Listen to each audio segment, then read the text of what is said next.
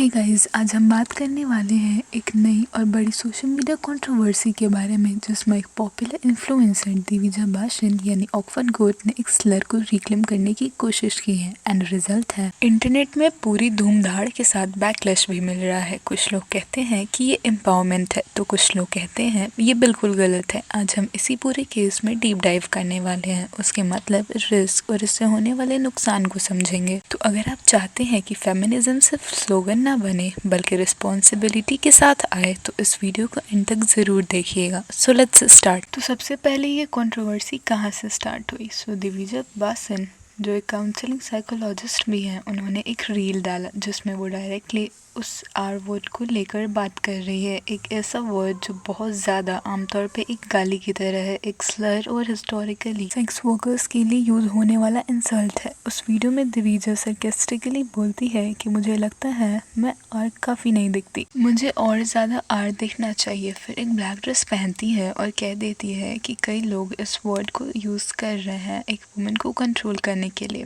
फिर सबसे dramatic moment, वो डिक्लेयर करती है I am a proud R supremacy. Divija का कहना है कि उस वर्ड को बार बार सुनने से उसका इम्पैक्ट कम हो गया है। वो मुझे पहले क्रिंज करवाता था पर अब कुछ फील नहीं होता। उनका आर्ग्यूमेंट ये है अगर मैं उस वर्ड को खुद अपनाऊं तो उसका इंसल्टिंग पावर खत्म हो जाएगा। वो कहती है कि पहले आर वर्ड सेक्स वर्कर्स के लिए यूज होता था लेकिन अब हर उस औरत को ये लेबल मिलता है जो इंडिपेंडेंट है या अपनी आवाज़ को हेयर कराना चाहती है। उनका लॉजिक ये है अगर हम इस वर्ड को अपनाएं तो जो लोग इस वर्ड को एज इंसल्ट देना चाहते हैं उनका कंट्रोल ही खत्म हो जाएगा। सो जब दिविजा ने ये वीडियो डाला और हैशटैग प्राउड आर के हैशटैग्स को प्रमोट किया तब इंटरनेट पर रिएक्शंस तुरंत आया। कुछ लोग इस मूवमेंट को बहुत एम्पावरिंग बोल रहे हैं, कह रहे हैं कि ये लक्षण है टॉक्सिक पैट्रियार्की को चैलेंज करने का। लेकिन बहुत सारे क्रिटिक्स हैं जो बोल रहे हैं कि ये काफ़ी टोन डेफ मूव है। उनका कहना है कि आर वर्ड एक ऐसा वर्ड है जिसका इस्तेमाल सिर्फ रैंडम इंसल्ट के लिए नहीं हुआ बल्कि वो शब्द एक्सप्लॉयटेशन, कास्ट वायलेंस और सेक्स वर्कर्स से जुड़ा हुआ है। एक और बहुत बड़ी प्रॉब्लम है दैट माइनर्स यानी बच्चे भी इस ट्रेंड में आ गए हैं। कुछ टीनेज गर्ल्स ने अपने इंस्टाग्राम बायो में हैशटैग प्राउड आर डाल दिया है। वहीं क्रिटिक्स बोल रहे हैं कि ये बहुत इररिस्पॉन्सिबल है क्योंकि बच्चे इस शब्द की असली मीनिंग या उसकी हिस्ट्री को समझते ही नहीं है। रेडिट पे भी बहुत लोगों ने इस प्रॉब्लम को रेज किया। इस क्रिएटर दिविजा बासन ने लिटरली माइनर्स को आर बोलने का हैशटैग अपने बायोज में डालने को कहा है। ये एम्पावरमेंट नहीं, डेंजर है।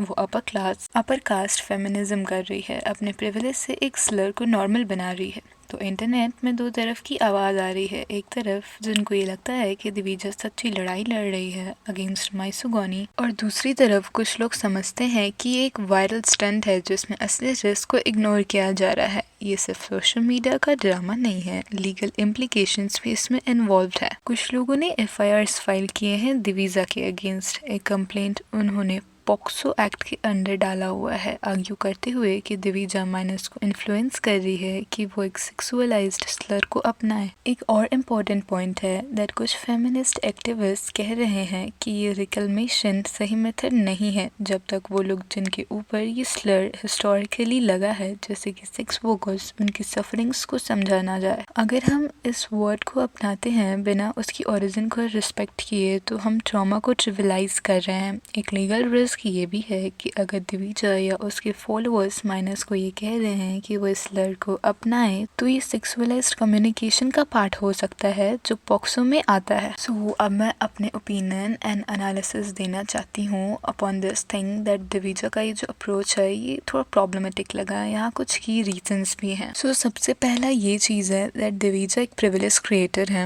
उन्होंने सोशल मीडिया प्लेटफॉर्म और अपनी ऑडियंस का फ़ायदा उठाते हुए इस मूवमेंट को बनाया। लेकिन प्रॉब्लम ये है दैट द आर वर्ड का असली बर्डन उन लोगों ने झेला है जो सेक्स वर्कर्स हैं या फोर्स किए गए हैं इस काम के लिए। उनकी स्टोरी हटा दी जा रही है। उनकी ज़िंदगी और स्ट्रगल को शायद सोशल मीडिया के एक हैशटैग के पीछे ना छुपा दिया जाए। एंड अनदर थिंग इज कि टीनेज गर्ल्स के लिए ये ट्रेंड बन गया है of a cool feminist batch, लेकिन शायद उनमें सेमिनेटिक्स या हिस्ट्री की समझ नहीं है और अगर वो इस वर्ड को सीरियसली यूज़ करे तो उनके सोशल मीडिया पे और रियल लाइफ में रिस्क बढ़ सकते हैं of harassment, trolling and sexual comments. वहीं to some somewhat I heard कि कुछ लोग ये आर्ग्यू कर रहे हैं कि दिव्या जो कंट्रोवर्शियल कंटेंट बना रही है सिर्फ एंगेजमेंट के लिए, वायरल होना उसका ब्रांड का हिस्सा है। ये एम्पावरमेंट थोड़ी बहुत क्लाउड चेजिंग में बदल सकती है। अगर हम आर को एक हैशटैग बना देते हैं तो असली सेक्स वर्कर्स या उन लोगों को जिन्होंने ये स्लर फेस किया है उनके पेन को गलत समझा जा सकता है। उनकी हिस्ट्री और ट्रॉमा की रिलेवेंस कम हो सकती है, जो बहुत ही इनसेंसिटिव है। And finally to what I feel कि अगर आप एक क्रिएटर हैं या इन्फ्लुएंसर हो तो सोचो कि आपके वर्ड्स का इम्पैक्ट सिर्फ लाइक्स और व्यूज़ तक ही लिमिटेड नहीं होना चाहिए।